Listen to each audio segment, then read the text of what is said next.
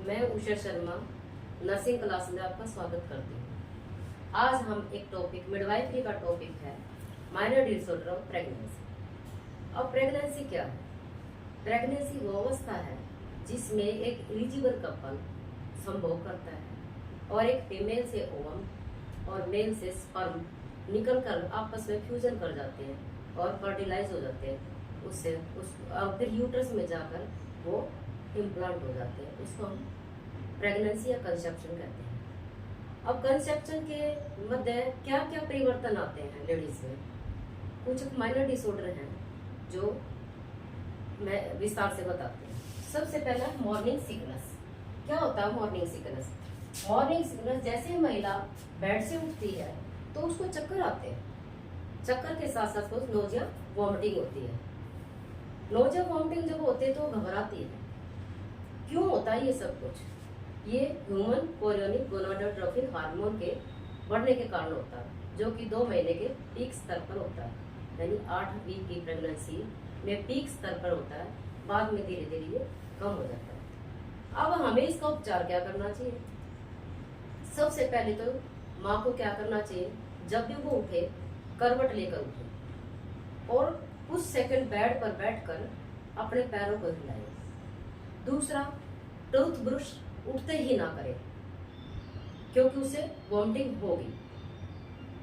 और एकदम सीधा चाय या पानी ना पिए तो क्या करे? वो क्या कर सकती है? या तो बिस्किट, ड्राई बिस्किट ले और या मीठे टोस्ट ले सकती है। दूसरा है हमारा हार्ट बर्न। ये माइनर डिसऑर्डर है प्रेगनेंसी का। क्यों होता है हार्ट बर्न? जैसे प्रेगनेंसी की अवस्था बढ़ती है तो जो प्रोजेस्टेरोन हार्मोन है उसके कारण, ज्यादा बढ़ने के कारण क्या होगा? जो एसोफेगस और स्टमक, जो आहार नाल है, उसमें जो कार्डिक स्पिंडर मसल्स होते हैं वो लूज हो जाते हैं, यानी शिथिल पड़ जाते हैं। जब माँ कुछ खाती है, कोई भी मटेरियल खाती है, तो वो उसका उल्टा प्रभाव होने लग जाता है। तो मदर को वॉमिटिंग ना आकर बल्कि हार्ट के पीछे की तरफ बर्निंग सेंसेशन महसूस होती है। मदर क्या करे इस टाइम में? हम क्या सलाह दें? मैनेजमेंट क्या करे उसका? मदर को यही कहेंगे, जब वो सोए तो सिर को ऊंचा करके सोए और लिक्विड लेकर ना सोए। दूसरा, एंटासिड की कोई भी मेडिसिन डॉक्टर से प्रिस्क्रिप्शन से होगी वो ले। तीसरा, धीरे धीरे जो चिल्ड मिल्क है थोड़ा थोड़ा करके वो पीती रहे, वो भी एक एंटासिड का कार्य करता है। तीसरा डिसऑर्डर है हमारा कॉन्स्टिपेशन। जैसे ही सेकंड और थर्ड ट्राइमेस्टर की प्रेगनेंसी होती है तो मदर को कॉन्स्टिपेशन की काफी शिकायत रहती है और उस कॉन्स्टिपेशन की वजह से कई बार बवासीर भी हो जाती है मदर को। क्यों होती है कॉन्स्टिपेशन मदर को? क्योंकि प्रोजेस्टेरोन हार्मोन यहाँ पीक लेवल पे होता है। उसके कारण से क्या होता है? जो गैस्ट्रो इंटेस्टाइनल एक्टिविटी है कम हो जाती है, यानी पेट की आंतों की एक्टिविटी कम होने के कारण क्या होगा? जो पेरिस्टासिस मूवमेंट जो आंतों में होगी ना वो कम हो जाएगी, जिसकी वजह से, कम होने की वजह से कॉन्स्टिपेशन हो जाएगी। कॉन्स्टिपेशन की वजह से और ऊपर से क्या होगा? इंट्रा यूट्राइन ग्रेविड यूट्रस का प्रेशर होगा जो कोलन को दबाएगा। दोनों के प्रेशर के कारण हमारे को कॉन्स्टिपेशन होती है। अब इसका उपचार क्या करें? उपचार में क्या करें? सबसे पहले 8 से 10 गिलास महिला को क्या करना चाहिए? पानी पीना चाहिए और उसको फाइबर डाइट लेनी चाहिए, जैसे खीरा, ककड़ी, तोरई वगैरह कुछ भी सब्जी ऐसी आती है, कच्चे फल हैं जैसे, तो वो साथ साथ में साफ करके अच्छी तरह से वो खाए। उससे उसको फाइबर डाइट काफी मिलेगी। और यदि फिर भी उसकी कॉन्स्टिपेशन नहीं ठीक होती तो हल्का विरेचक होता है इसबगोल का छिलका, जो नेचुरल है, वो दूध में डाल के पी सकती है, कोसे दूध में भी डाल के पी सकती है, पानी में भी डालकर, वो गर्म पानी में भी डालकर पी सकती है। चौथा डिसऑर्डर है पाइका, क्रेविंग। क्या होता है पाइका? पाइका होता है अननेचुरल थिंग्स, जैसे कोयला, मुल्तानी मिट्टी, बत्ती, चौक, ये सब कुछ होते हैं। तो क्या होगा? उससे जो उसको अननेचुरल चीजें खाने का मन करता है, क्योंकि प्रेगनेंसी में कई बार क्या होता है? आयरन कैल्शियम की बहुत ज्यादा मदर को कमी होती है और वो ध्यान नहीं दे पाती। तो हमें उपचार के लिए यहाँ क्या करना है? ये जो पाइका की चीजें हैं, अननेचुरल थिंग्स, जब वो खाती है तो उसके बच्चे को प्रभावित करती है। तो हमें उपचार के लिए क्या बताना चाहिए? उपचार के लिए यही कहना चाहिए, सेकंड ट्राइमेस्टर यानी चौथा महीना स्टार्ट होते ही आयरन और कैल्शियम की गोलियां दें, जो लगातार 3 महीने चलेंगी। यदि प्रोफिलैक्सिस है यानी प्रिवेंशन पे है तो हम 1 गोली डेली देंगे।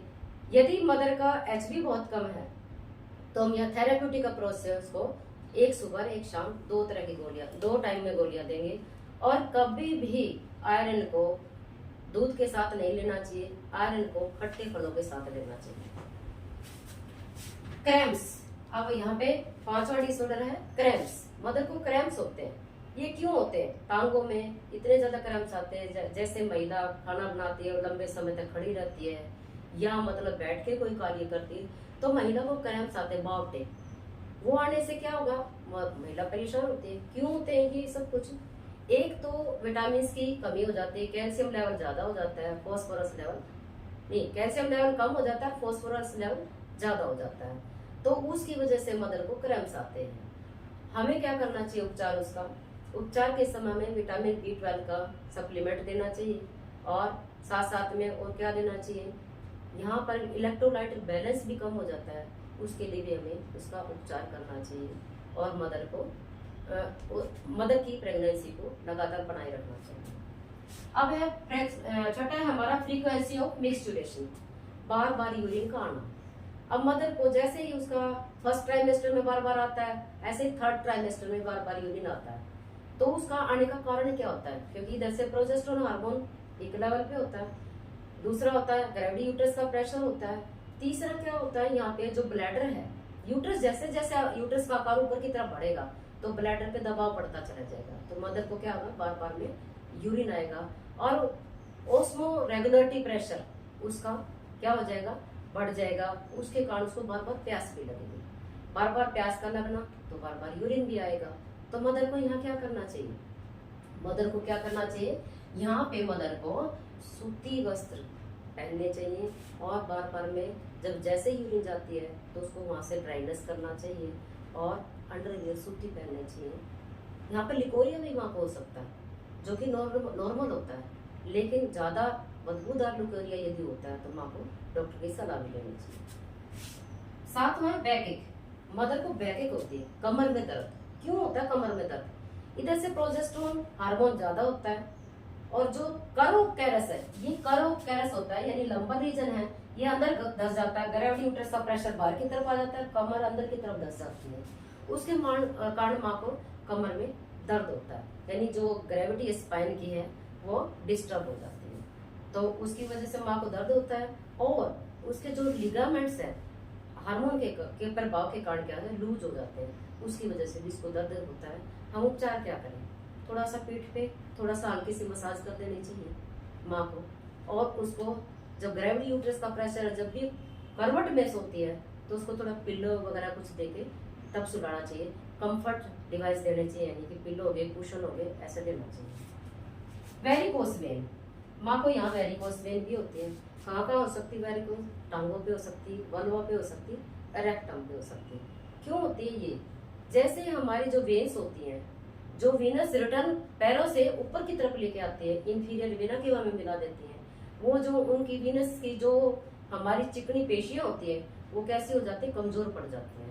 जो वाल होती है, जो वेन की वाल होती है, ऊपर रिटर्न आएगा वो भी कमजोर होती है, हार्ट की तरफ नहीं अच्छी तरह जा पाता।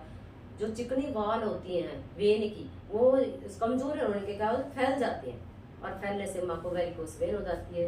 यदि रेक्टम में होती है तो उसको पाइल्स हो जाती है, तो हमें इसका ध्यान रखना पड़ेगा। यदि पाइल्स हो जाती है तो हमें क्या करना पड़ेगा? सिट्स बाथ, पोटाशियम परमैंगनेट थोड़ा सा पानी में 1 चुटकी डाल के जो पिंक कलर का हो जाएगा कोसा पानी करके उसको सिट्स बाथ मदर को देने चाहिए और अंडरवियर पैंटी कॉटन की पहननी चाहिए। अगला है ब्रेस्ट टेंडरनेस। क्या होता है ब्रेस्ट टेंडरनेस? जैसे जैसे ग्रेविटी यूट्रस का प्रेशर तो बढ़ता ही बढ़ता है, माँ के हार्मोन की वजह से, प्रोजेस्टेरोन हार्मोन की वजह से ब्रेस्ट के निप्पल के पास जो एरियोला होता है उसमें क्या हो जाता है? टेंडरनेस यानी सूजन सी आ जाती है, बड़े हो जाते हैं, हाथ लगाते ही साथ दर्द होता है उसको। जैसे 12 वीक की प्रेगनेंसी होती है, कोलोस्ट्रम क्लियर फ्लूइड होता है माँ की ब्रेस्ट में, बिल्कुल क्लियर। लेकिन जैसे 20 वीक की प्रेगनेंसी होती है तो वहाँ पे कोलोस्ट्रम येलो कलर का हो जाता है कि उसमें फैट प्रोटीन सब कुछ जमा जाता है, जो बच्चे के लिए बहुत अच्छा होता है। तो यहाँ माँ को क्या करना है, यदि कोलोस्ट्रम ज्यादा मतलब सक्रिय होता है, वेल पेडेड बरा का यूज करना चाहिए उसे। अब है फेंटिंग। फेंटिंग क्यों होती है मदर को? फेंटिंग मीन्स चक्कर आके गिर जाना। फेंटिंग इसलिए होती है क्योंकि इंफीरियर वेना केवा जैसे रिटर्न करता है बैक में हार्ट के, वहां पे उसकी ग्रेविटी यूट्रस के प्रेशर के कारण उसके जो विनस रिटर्न है, और मैंने पहले भी बताया आपको वेन्स हैं, जो वेन्स की जो मांसपेशियां हैं जो चिकनी होती है वो शिथिल हो जाती है। उन सब के कारण क्या है, जो ब्लड का रिटर्न हार्ट की तरफ कम हो जाते हैं और माँ को यहाँ चक्कर आ जाते हैं। माँ चक्कर आके कई बार गिर भी जाती है धरती पे, लेकिन यहाँ उपचार क्या करना चाहिए? माँ का उपचार यही करना चाहिए, जैसे माँ को चक्कर आने का आभास होए वो तुरंत प्रभाव से या तो लेट जाए वहीं पे या तुरंत प्रभाव से बैठ जाए, ताकि बच्चे को और माँ को चोट ना पहुंचे। 11वां है इंसोम्निया, नींद ना आना। माँ को नींद नहीं आती। एक माँ का सपना होता है उसका बच्चा पैदा होगा, कैसे होगा? नॉर्मल होगा, अब नॉर्मल होगा, कहीं ऑपरेशन तो नहीं होगा? कैसे वो बच्चे, पहला बच्चा जिसका होता है, कैसे बच्चे को उठाएगी? और जैसे 20 वीक की प्रेगनेंसी होती है बच्चे की, अंदर ही अंदर हलचल भी ज्यादा बढ़ जाती है, ग्रेविटी यूट्रस का प्रेशर हो तो माँ पोजीशन भी अच्छी तरह से नहीं ले पाती। तो माँ जैसे ही मतलब रात को बार बार उसको यूरिन भी आता है, तो बार बार जैसे उठती है उसकी नींद डिस्टर्ब हो जाती है। तो माँ को काउंसलिंग देनी चाहिए। तकरीबन माँ को ये ऐसा कुछ होता है और वो आराम से सोने का प्रयास करें। फिर सबसे लास्ट है स्किन चेंज। स्किन चेंज में क्या होता है, जैसे जैसे गर्भावस्था बढ़ती है वैसे या वैसे स्किन के चेंज आते हैं। जैसे चिक्स पे, गालों पे क्या हो जाता है, बटरफ्लाई जैसे तितली होती है, वो ब्लैक ब्लैक कलर की तितली छप जाती है हमारे गालों पे। क्यों होता है ये सब कुछ? आयरन और कैल्शियम की कमी के कारण। उसको हम क्लोज्मा ऑफ चिक्स कहते हैं। दूसरा होता है जो अम्बिलिकस से नीचे से सिम्फिसिस प्यूबिस तक एक लाइन होती है, वो गहरा जाती है, यानी काली पट्टी बन जाती है उसकी, उसको लीनिया निग्रा बोलेंगे। जैसे अब्डोमिनल थाई है, उस पे स्ट्रे मीन्स जैसे सिल्वर कलर के क्या होती है, धारियां पड़ जाती हैं, उसको हम स्ट्रे ग्रेविडम बोलेंगे। ये स्किन चेंज नॉर्मल है। कई बार इसमें खारिश बहुत ज्यादा होती है, तो हमें क्या करना चाहिए? नाखून छोटे रखने चाहिए, और उपचार के लिए नाखून छोटे रखने चाहिए। और जैसे स्ट्रे ग्रेविडम आते हैं तो उस हिसाब से इनके लिए आती है कुछ एक ऑइंटमेंट को लगा देना चाहिए, ताकि इचिंग को कम किया जा सके। और थोड़ा हल्के धीरे धीरे हाथ से खुजली नहीं करनी चाहिए, बल्कि हमें सहलाना चाहिए, ताकि वो खारिश भी कम हो जाए। यदि आपको ये जो मेरा टॉपिक है अच्छा लगा हो तो लाइक करें और चैनल को सब्सक्राइब करें, ताकि इस मोटिवेशन के द्वारा मैं आगे भी आपको वीडियो देती रहूं। नमस्कार।